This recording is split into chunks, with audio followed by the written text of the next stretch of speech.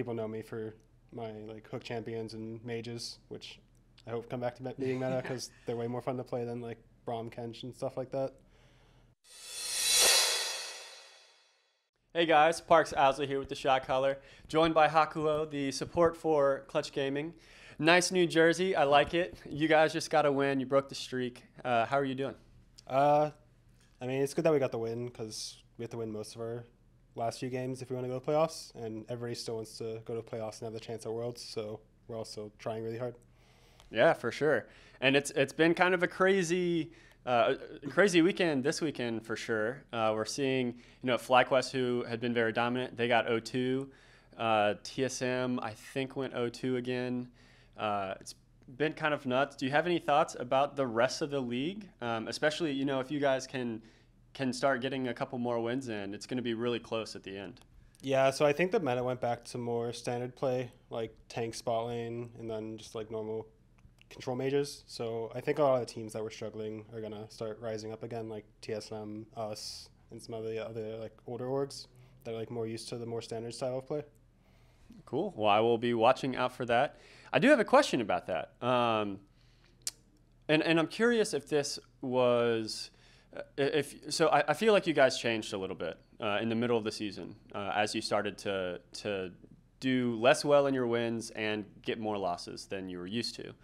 Oftentimes when we think about Clutch, we think about you being a big playmaker, Febivin being controlled and being solid in his lane, Solo being solid up there on the top, but kind of looking at you, as the game goes forward to really make all these plays and have these really good engages. But then you played Tom Kench and Fiddlesticks.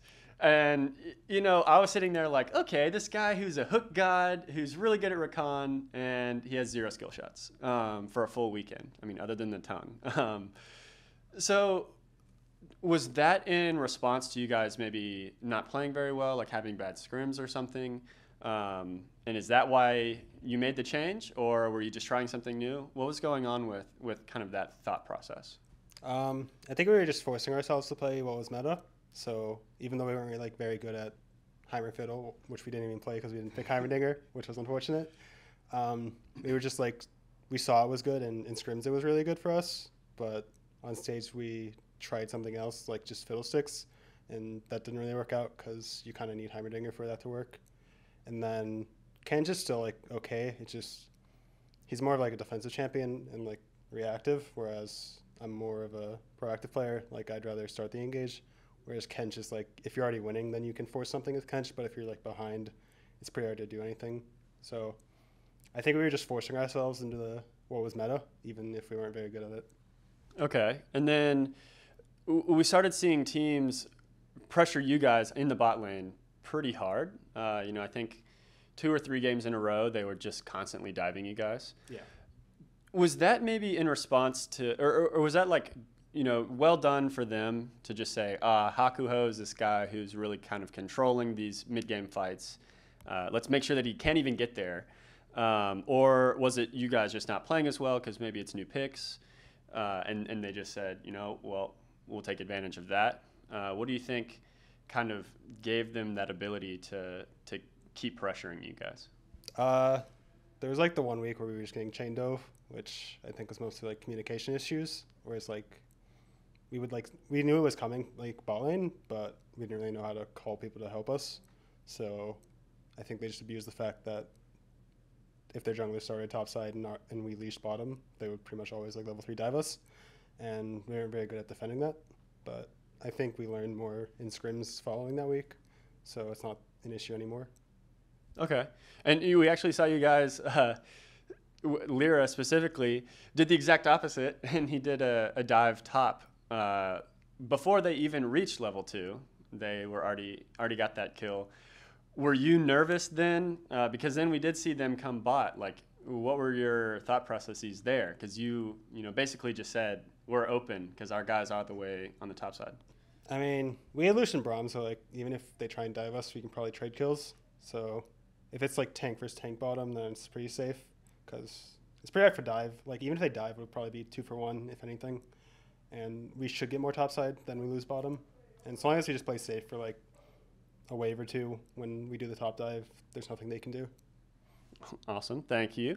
And then I'm curious about your thoughts about being support specifically.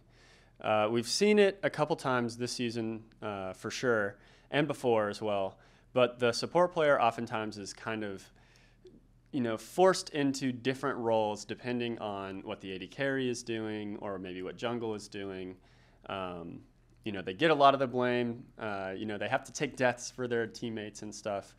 How is it as a support player when changes need to happen that it's kind of like, well, we needed to shift, jungle and AD carry around, and since you have synergy with Apollo and Piglet has synergy with Vulcan, we're just going to put Vulcan up as well. Obviously he's very good, but it kind of, we saw that with Smoothie as well earlier. You guys just kind of get lumped together. Does that feel kind of weird or bad at all? I mean, I've been playing with Apollo for a long time, so it's just normal for now. I think it's kind of weird since you have to pretty much replace both players if you want to replace one.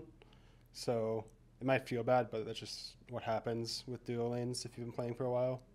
Do you feel like you still have like a kind of a separation of your identity and his, or you really just kind of tied together as like a one unit? I mean, I think we each have our own identities. Like, people know me for my hook champions and mages, which I hope come back to being meta because they're way more fun to play than Braum, Kench, and stuff like that. And Apollo's a safe player who, when he gets to mid game, late game, he'll carry a team fight. Okay, cool. I'm glad you still kind of have some of that identity for yourself. Okay, so I want to talk about anime just really quickly. I haven't watched any other than Yu-Gi-Oh, which I love. But knowing that, and I would like to watch some more, where should I start? Well, I had another interview about anime today, so you're you did? Yeah, okay. I did. Well, Avli always recommends JoJo, so okay. I will second that if you want to watch a good fighting anime. I like Yu Yu Hakusho is really good, old school, fighting shonen, so that's good. Rurouni Kenshin is a good samurai one if you want that, and then I'd probably say start with those, and then just whatever the classic popular ones are, like Code Geass and whatever else.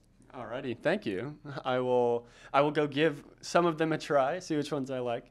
But yeah, I know that anime is talked about a lot in and around esports, so I feel like I should branch out just for my safe Yu-Gi-Oh and a little Pokemon too, the big ones in North America. Cool. Well, thank you very much. Is there anything else going on with you guys that you'd like to talk about? Not really. We're just trying to get back into our own groove and get back to our playoffs level that we had last split.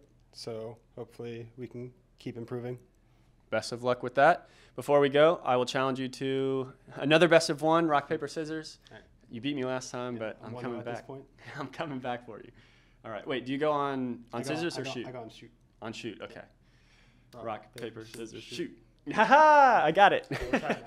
We're tied. We got the 1-1. Maybe we'll see what happens next time. All right. Thank you guys for watching, and we will see you next time.